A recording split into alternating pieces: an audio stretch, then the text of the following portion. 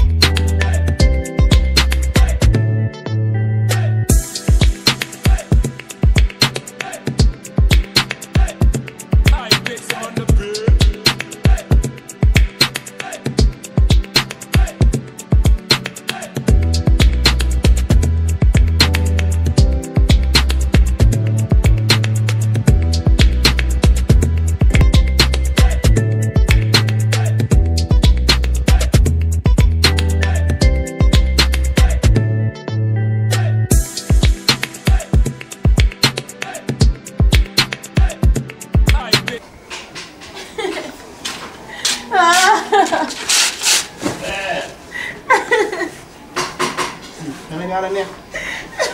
booy jógee sa kër daa leen kër jaamu ni saa soo pare nga wax ak man respecté wu leen kenn Pa waaw comme que yow yaay kilifa kër gi loolu yàlla def na di kilifa koñ bi tamit masha Allah man sama jëkkër ji ma takk damay doo chaque jour dama doo ba sama yaram bi metti moom day doo timis day doo 5 heures day doo sax gee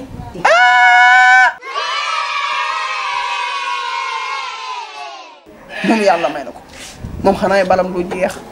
timis mu dóor takkusaan mu dóor fajar mu dóor jee mu dóor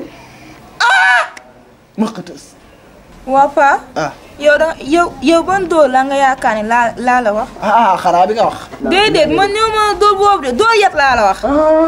waaye yéen tamit yéen gone seen langage dootul leer yàq ngeen seen wax ji danga naan day fàq yat duma la ma xam li ngay wax gis nga nag loolu comme que maay kilifa fii ci quartier bii du fi am kenn du fi toroxal jigéen tànka maa ngi may dund loolu du ma xaar suba du ma xaar ginnaaw suba léegi lay dem mën a ngeen di loolu ak jóge dem